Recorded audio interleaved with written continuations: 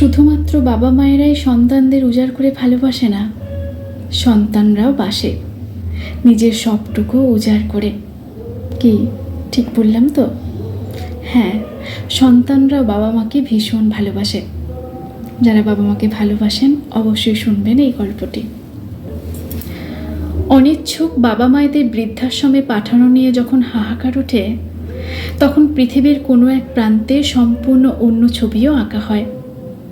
কালকের দেখা ঘটনাটাও এরকমই একটা বৃত্তের ছবি আঁকে। একটি বছর 25-এর ছেলে, শ্যামলা গায়ের রং, চোখ দুটো ভারী মায়াবী। আমি একটা কুরিয়ারের দোকানের সামনে দাঁড়িয়েছিলাম, তার ঠিক পাশেই প্রেস। ছেলেটি দেখলাম মালিককে বারংবার বলছে, দেখবেন দাদা, বইটা যেন ভালো হয়, আপনি কিন্তু ভালো প্রিন্ট দেবেন, পেজ কোয়ালিটি কিন্তু ভালো দেবেন, বাইন্ডিংয়ের জন্য খরচ করবেন। একটু কৌতূহল হচ্ছিল। হঠাৎই ছেলেটা আমার দিকে তাকিয়ে বলল, আপনি অর্পিতা দি না? আমার বোন আপনার লেখার ভক্ত, আমি ওর জন্য আপনার বই কিনে দিই।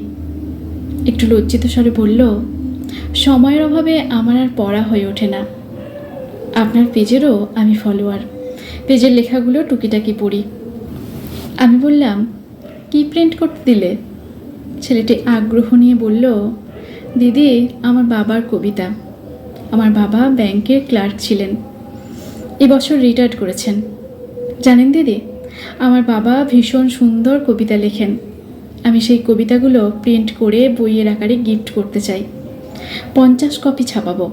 টিউশন করি তো, বেশি সামর্থ্য নেই, তাই প্রেসের দাদাকে বলছি বইটা যেন ভালো হয়। বাবার ব্যাংকের কলিগ আর পাড়ার বন্ধুদের গিফট করবে। বাবার ব্যাংকের কলিগ আর পাড়ার বন্ধুদের উপহার দেবে বাবা নিজেই। সামনেই বাবার জন্মদিন, তাই আমি আর বোন এটা বাবাকে সারপ্রাইজ গিফট দেবো। বাবা যে কবে এত কবিতা লিখলো কে জানে। সকালে উঠে বাজার যেত, তারপর অফিস, ফিরে আমাদের 2 ভাই বোনকে নিয়ে পড়াতে বসতো। ছুটির দিনে মাকে নিয়ে সিনেমা যেত। তবে ভোরে উঠে বাবা ডায়েরি নিয়ে বসে থাকতো বারান্দায়।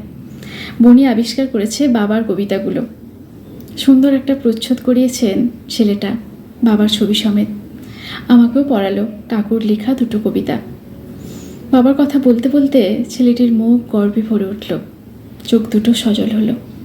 মুখের প্রতিটা রেখায় ভালোবাসার, শ্রদ্ধার বিভিন্ন অনুভূতি। আমার নিজের এত ভালো লাগছিল, মনে হচ্ছিল যেন আমার নিজেরই প্রথম বই প্রকাশ হতে চলেছে। শুধু বাবা মায়েরাই সন্তানদের উজাড় করে ভালোবাসে না, সন্তানরাও বাসে নিজের সবটুকু উজাড় করে। বেঁচে থাকুক এমন নিঃস্বার্থ ভালোবাসাগুলো। আমরা মুঠো করে কুড়িয়ে নিয়েই আঁচল ভরাই। ছেলেটির নাম না দিয়ে লেখার অনুমতি পেয়েছিলাম ঘটনাটা, তাই লিখলাম। এটা লিখেছেন আমাদের প্রিয় লেখিকা অর্পিতা সরকার। ভালো লাগলে শেয়ার করবেন। ধন্যবাদ।